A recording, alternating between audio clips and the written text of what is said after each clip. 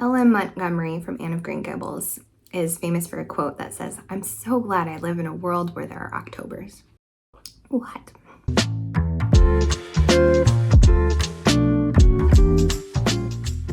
Well, I've always loved the colors and the crispness of fall. It can also make me feel a little sad because I remember those who aren't with me to enjoy it.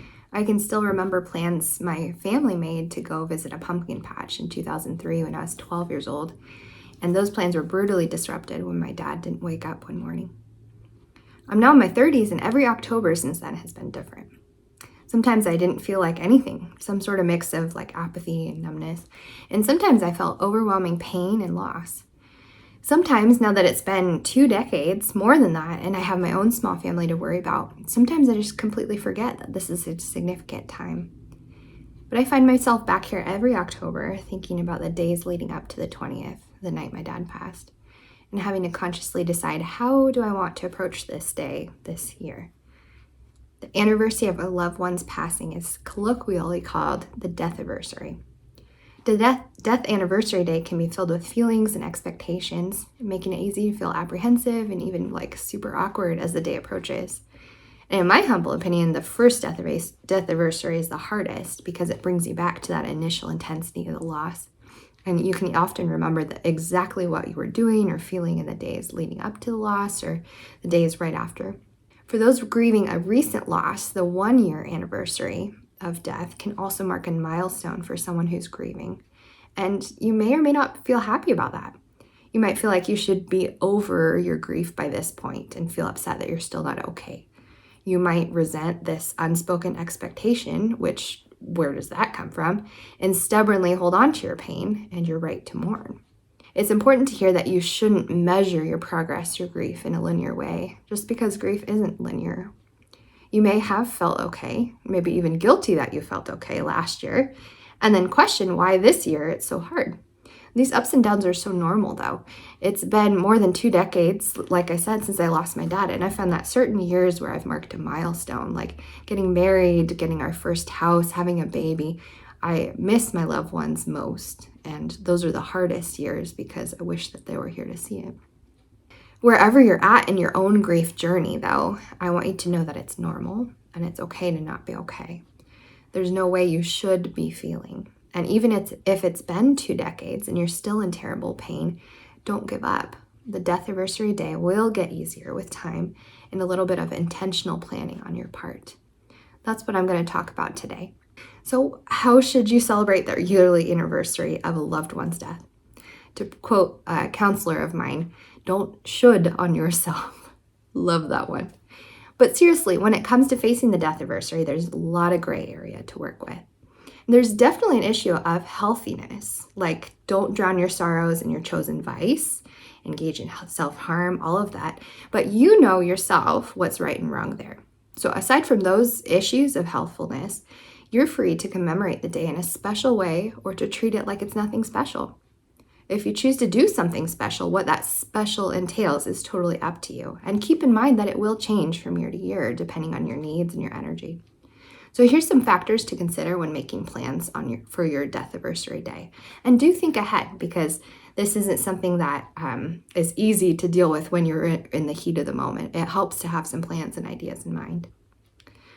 So on a scale of denial to acceptance, what do you need this year?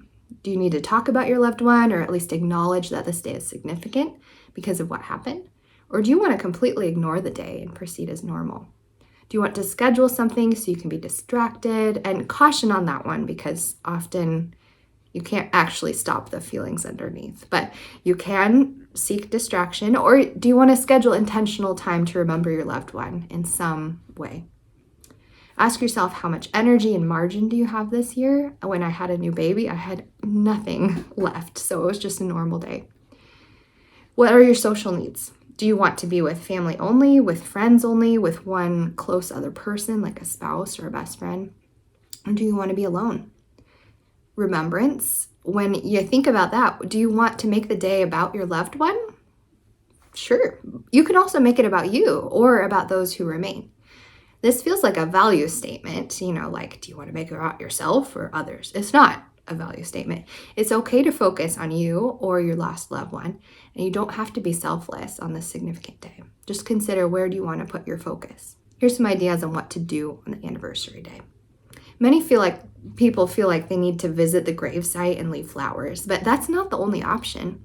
And, if your loved one was buried elsewhere, like mine is, that's not an option to travel on that day right now. So here's some other creative ideas you can think about.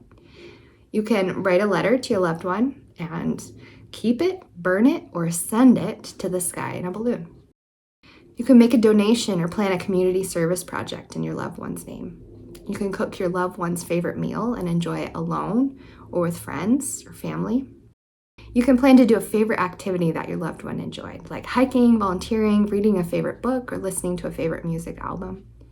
You can visit a special place that your loved one enjoyed, or spend the deathiversary day planning a trip to visit if it's costly or far away. You can try taking time to look through old photo albums, whether they're physical or digital. You can do something special for yourself, like buy that new piece of furniture, take a luxurious bath, sign up for a recreation class, anything. And you can know that your loved one would be proud of you for doing it on that day. You can create your own yearly remembrance ceremony. I did this for myself because I felt like it was helpful, and I was inspired by a Jewish mourning tradition called Yarzeit. I adapted it to help others and lead them through their own ceremony, and you can check out that video here in the description. You can also reframe the holiday by marking it with something else significant. So here's my example. In 2020, I was working on self-publishing a children's book on grief and loss. I consciously chose to launch my children's book on that day to honor both my dad and my grandma, whom the book is about.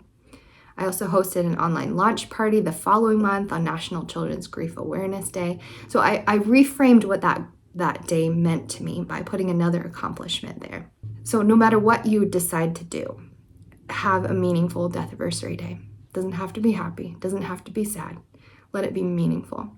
Know that it's okay to not be okay, and that it's okay to actually be doing okay. Truly, you can face the death anniversary with confidence and strength, knowing that people all around the world are facing these days every day with you.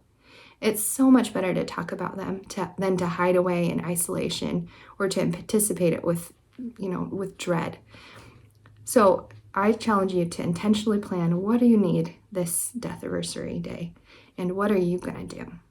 If you feel up to it, comment below. How do you plan to celebrate a deathiversary this month?